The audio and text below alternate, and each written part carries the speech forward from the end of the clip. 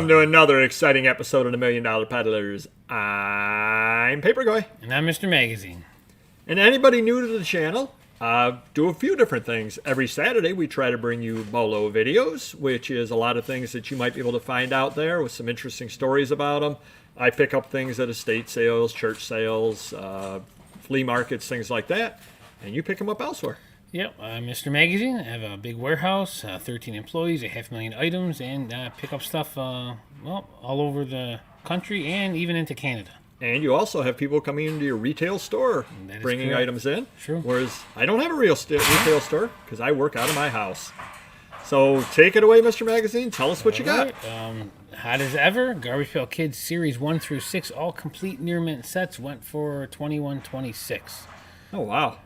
I'm still waiting for them to pay, but it did go for that. It had 16 bids. 16 bids, so it's worth it. Yeah, we may have to relist it soon, like maybe Monday, in case it doesn't pay by Monday. Because someone needs $2,126. Moving on. 2018-19 Panini Prism Basketball Red, White, Blue Complete Set. It did sell for $1,000. My employee did not mention Luca in there, even though the card is shown here. Oh, that's good. He did not mention Trey, even though the card is shown there. But they knew what they were. It sells for about $1,000. People were asking $1,200. I asked $1,155. Took $1,000, and I'm happy with that. Now, how much were packs of that new?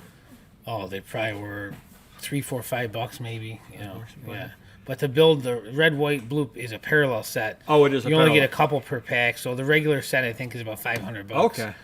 This set really should be a few $1,000s considering how hard it is to build compared to the base set. But still, now where did you get that from? A friend of mine sold me off part of his collection. Oh, okay, so he built the set. Oh, very good. Very nice. He either built it. Yeah, he could have built it because he ripped a lot of that. So yeah, definitely. Nice. All right. Picked up a VHS movie collection. A lot of them were still sealed. Thanks to Auction Professor, we realized that people are grading these now, so that's probably partly the reason why they're going for so much money. The movie Big with Tom Hanks, and they failed to put Tom Hanks in the title, and it still went for $676. Yeah, but you got his pretty little mug looking out at you right there. Yeah, definitely. I think it could have went for more money if Tom Hanks was in there, and if they took a picture of the bottom, which people were asking me after the fact. Oh, why were they asking on the bottom? To make sure the seal was there. I think there's a little watermark sticker that's on there. Oh, okay. It's good to know. We did answer people that it was on there. We guaranteed it to be sealed and original. But still, it could. If one's gone for high as $1,000, I'll take $676. Well, let me ask you a question. Yep. Open, what is that worth? $100. Oh, wow. Yeah, $100. So even if you find that out, they're open. Because it's the original. There's no barcode on the back.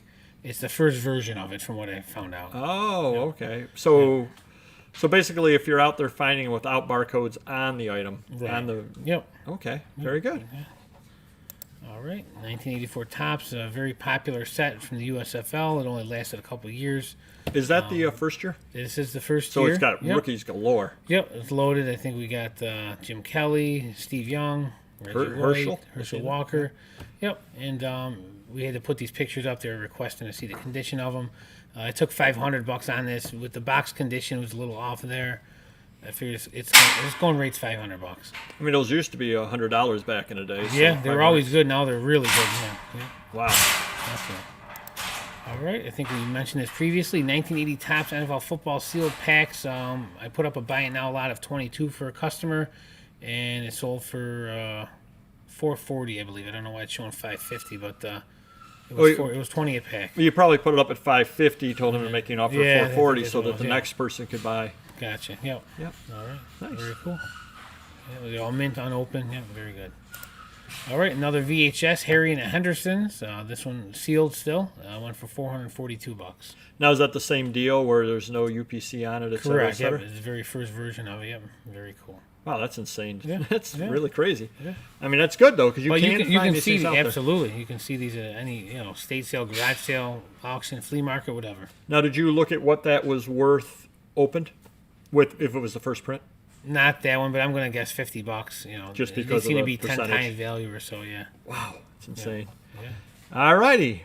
Well, I don't have anything like that today. You told me you had good stuff, so I have interesting stuff. Okay. I've got I did a Instagram on this, so definitely do check out our Instagram if you don't already. Okay. It's got some interesting stuff in there. That literally was sitting on a bookshelf.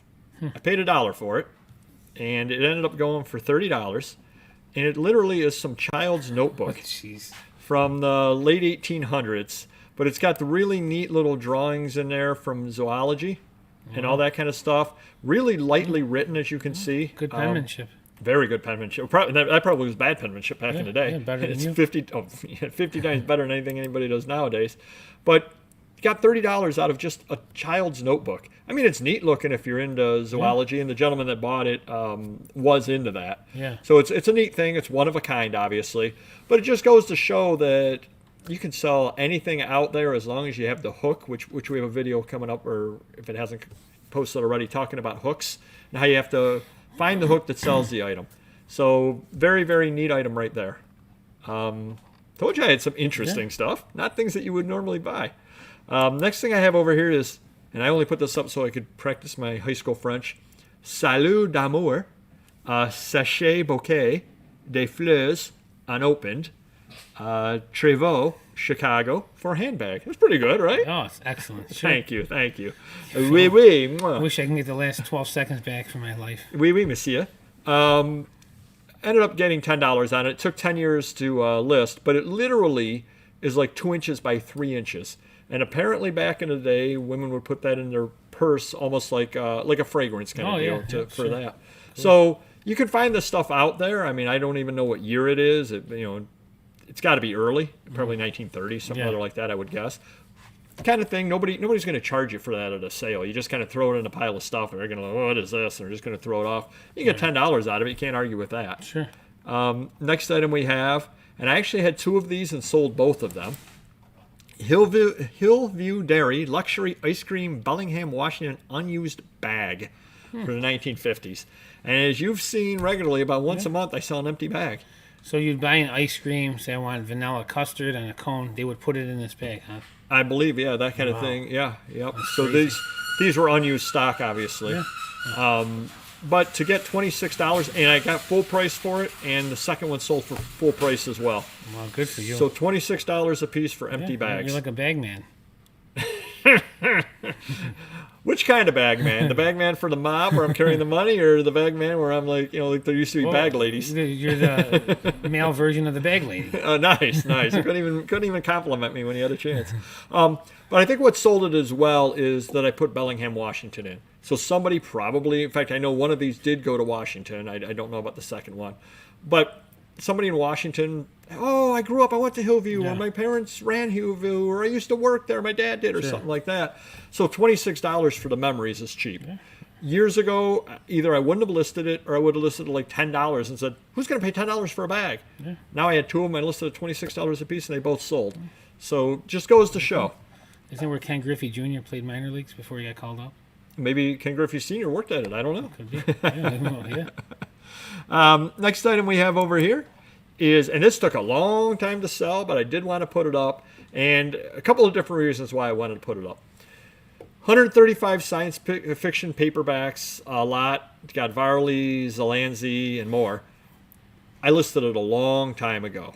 I did picture everything in a lot, and I'm very glad that I did so, because I made the mistake that I didn't mark what box it was in. And I didn't realize it took up 2 boxes, and I had 4 boxes worth of science fiction paperbacks listed. Yeah. Took forever to match up all the pictures. Now, luckily, I'd put them pretty much in the same order. Yeah. Definitely do not commingle lots in a box, and definitely do mark down which lot it is, because the other lot might have 85 items, let's say. Save yourself a lot of time. Now, I did this 10 years ago, so I wasn't quite on top of it. One of the reasons I think why it took 10 years to sell is because I really didn't list, I figured at that time, I got pictures of everything. People are going to buy it off the pictures. It just took forever to sell. And another thing that you notice that I did back then, which I would not do now, I used commas. Why would I have used commas? But I used commas because that's what I did back then. Yeah. Because back 10 years ago, I was like, I want it to be proper English. I want it to be... No, that's not at all how to use keywords whatsoever. Wasting space. I was wasting space on that. So I did want to show you that these things do sell, with a better listing, I think it would have sold a lot faster. I think what ended up happening is it got lost in search because it was so old. That being said, none of these are particularly good books. They're just books that were not worth listing elsewhere. So I kind of threw them all together. And so basically I was able to get just over $1 a book out of my scraps, let's put it that way. So it beats throwing it away, beats doing whatever with it. I just had to store it for 10 years. Next item I have up over here, this is kind of a crazy story. Nell Theobald, model, New York Coliseum Auto Show Lion Attack. Jeez. UPI 1966 2 photos. And if you take a look in there, and I did 2 pictures on it because as you can see, the words are sideways versus the thing. So I did it this way so people could read it as well. Long story short, she went to the 1966 auto show. She was a model. They had a thing there with the lions, a lion. The lion attacked her. Jeez. The lion got upset at the handler and just, one of these pictures actually shows her leg all lacerated and all that kind of stuff. Wow. And it's really interesting. Definitely do go out, and your homework today is to read about her because it's really an interesting story. I forget how much money she got. It was only like a $5,000 lawsuit she ended up getting or something like that. Not a lot of money either. Yeah. She ended up getting. So kind of an interesting piece of history there. And that was kind of why I wanted to show that to you. But also the fact that it's a gruesome leg injury. Yeah. Wow. And it ended up selling. So that's kind of a neat little item there. Well, not to her. But next item we have over here, Holmesburg House of Correction Employment and Reformation Visitors Pass. Don't know the year on it. Definitely looks like it's 1910s, 1920s by the printing and all that kind of thing. I took $30 on it, I believe. Can't argue with that whatsoever. I mean, it's literally like 2x3 or 3x4. Yeah. It's a little thing over here. How many of them could possibly exist at that point? One. And actually the person that bought it said, oh my God, I'm so glad to get this. I live just down the block from that. And I used to walk, when I was growing up, and I used to walk by it every day. Wow. So they got a little piece of something like history they ended up getting. So that's a positive story on that. Very cool. Next item we have over here, and I think this is a really neat item. I ended up getting it at Heritage, part of my pivot to do some artwork. Very small. I would say it's probably 6x8, 7x9, something like that. Corinne Malvern, A Day at the Seashore, original art, girl dog picnic basket. And that's actually some original artwork that was used inside of a children's book. And if you're not using make offers to buyers, use it. You're using it? Are you having success? Yes, I am. I had 2 of these, not of the same one, obviously. I had a different Corinne Malvern. I bought them both on a lot at Heritage, and there was a different view as well. It was a boy at the beach, as I recall. She was watching the boy at the beach. I made an offer to her. She accepted it, and then made me an offer on this one and said, well, since I'm buying one, I might as well make you an offer on the other one as well. Sure. So very happy. I shipped the 2 together, made, probably doubled my money on the lot, so I was pretty happy with that. Yeah. But the colors are really, really nice on this over here. Just a nice little piece of original art, one of a kind. And the last item I have is part of that transition to original art on Heritage. Oh, wow. Kind of neat, and much as we talked in the other BOLO video, plus ça change, plus que c'est la même. People are complaining about where is the money going to come from that the government is spending on all these programs, except instead of it being now, and don't want to be political, but instead of it being now, it's the 1930s. Kind of a neat FDR, and just a whole editorial cartoon thing where, the arm is FDR as the magician, you've got all the rabbits and all that kind of thing. The taxpayer realizes he's got to pay for everything and all the different programs. So it's a great piece of history. If you're into the Depression, you're into collecting government, you're into collecting FDR items, just a great piece of history right there. I think I took a $180 offer on it.